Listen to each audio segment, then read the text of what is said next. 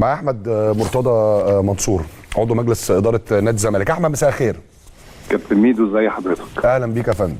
اولا انا بشكرك على موقفك الزملكاوي، مش موقفك ان انت مع حد ضد حد. ده ما خالص والله. انت راجل بتدافع عن نادي الزمالك وبتدافع عن كل الانديه المصريه صحيح والجمعيات العموميه. صحيح. فبشكر حضرتك على موقفك. لا ده واجبي ده واجبي يا استاذ احمد، انت عارف ان ده واجبي، وانا دائما وابدا مع مصلحه الانديه كلها، واكيد مع مصلحه نادي الزمالك، لان مش عايزين كلنا اكيد بما فيهم عائله المستشار مرتضى منصور ان الزمالك يخش في النفق المظلم. صحيح. صح ولا لا؟ انت قاري الموقف ازاي؟ كابتن ميدو انا ده اول مداخله اعملها من ساعه الموقف اللي احنا محطوطين فيه. طبعا انا بكلمك بصفتي ابن وبكلمك بصفتي عضو مجلس اداره. طبعا. كابن يعني ربنا يصبرنا. ربنا يكون في عونكم والله. ويعني موقف صعب طبعا لان الوالد مش صغير، الوالد صحيح. حصل له الموقف ده كذا مره في حياته، اتحبس صحيح، لكن النهارده بنتكلم على سنه 71 سنه او 72 سنه. صحيح. فالموقف مختلف. الظروف مختلفه. لكن ده يعني ابتلاء من عند ربنا، واحنا ربنا يصبرنا ان شاء الله.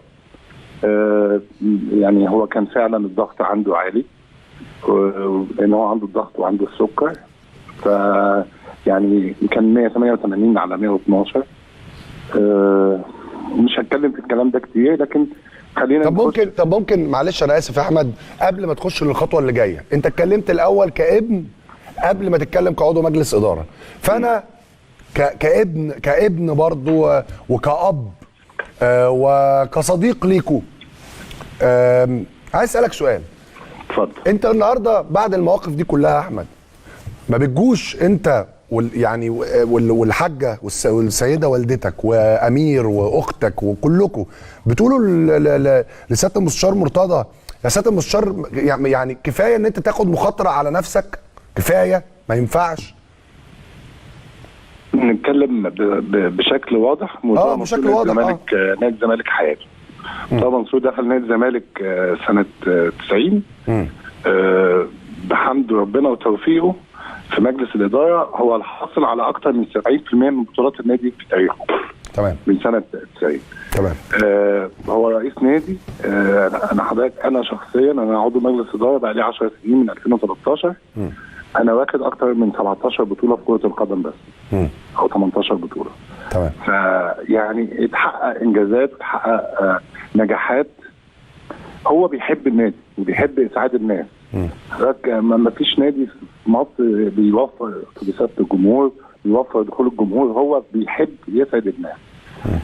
بالتاكيد ده مأثر على حياتنا سواء معنويا او ماديا او بشكل، يعني عندنا مكاتب اكيد في تاثير فيها، لكن هو بيحب النادي. يعني معلش انا خلينا نتكلم كعضو مجلس اداره. خلاص اتكلم، خش كعضو مجلس اداره. لان انا يعني ماشي ابقى متاسف. ماشي قول لي. مجلس الاداره حضرتك الحمد لله قائم بكل تشكيله. وحده واحده. النائب سياده النائب سليمان وهدان اتكلم بشكل جيد جدا. مفيش خلافات داخل المجلس. طبيعي ان احنا يحصل اول يومين من الصدمه. احنا كمجلس اداره كان عندنا رئيس مرتضى منصور. لما عدم وجوده اكيد كنا محتاجين نتناقش ونتباحث في الامر.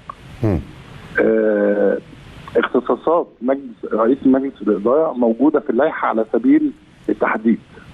رئاسه الجمعيه العموميه، الامضاء على الشيكات، الامضاء على العقود، وتمثيل النادي القانونيه. احنا عندنا اصلا الاسلوب الاداره في مجلس الاداره المستشار مرتضى منصور مفوض. اوكي.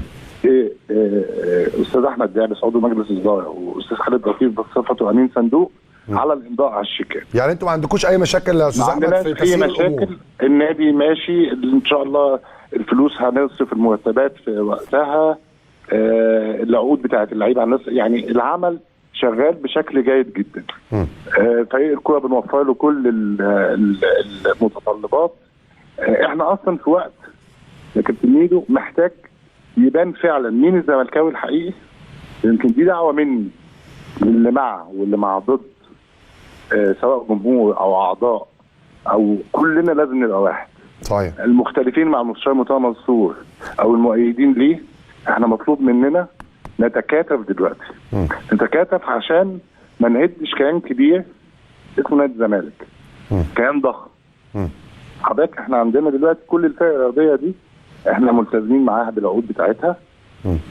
قادرين ان احنا نفي بالتزاماتنا الماديه والتعاقديه.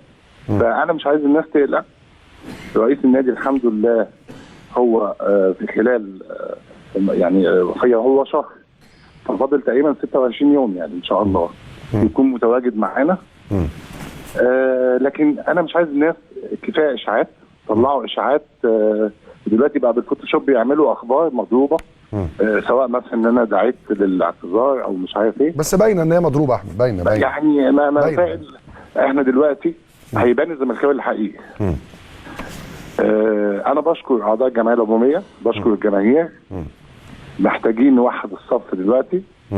مرتضى منصور انت مختلف معاه او مؤيد ليه، هو رئيس نادي الزمالك منتخب من اعضاء الجمعيه العموميه.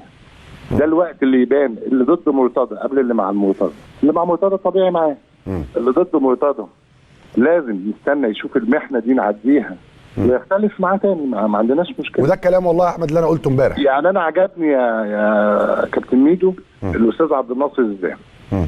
الاستاذ عبد الناصر الزيدان قال لك مرتضى منصور تنازل عن كل القضايا اللي ضدي بدون ما اعتذر له. فهو يعني راجل انسانيا يعني واقف مع مرتضى منصور في محنته. ده الوقت اللي احنا بنحتاج فيه ان احنا نطبطب على بعض وننسى خلافاتنا. فانا بطمنك وبطمن الجماهير وبطمن الاعضاء وبطمن الدوله، لان الدوله دي طبعا. احنا نادي الزمالك جزء من مؤسسات الدوله. صحيح. وانا بطمنك يا احمد ان لن يمس احد نادي الزمالك. لن يمس احد بنادي الزمالك طول ما اولاده متكاتفين. الناس كلها معانا ووقوف المؤسسات كلها معانا. وحابب اشكر كل الناس وبشكر حضرتك وبشكر اولاد نادي الزمالك اللي واقفين وصابرين. ويمكن النادي ده زي ما انت قلت ديجافو ولا مش عارف اسمها ايه. ديجافو صح. فكر الموقف ده من وانا عندي 9 سنين بشوفه. ما هو سنه 90 كان عندي 9 سنين بشوفه من سنه. ان شاء الله لن يتكرر مره ثانيه يا استاذ احمد. وبطلب من الناس دعوات، دعوات للوالد، وان شاء الله يكون معانا ان شاء الله باذن الله. شكرا استاذ احمد مرتضى منصور عضو مجلس اداره نادي الزمالك.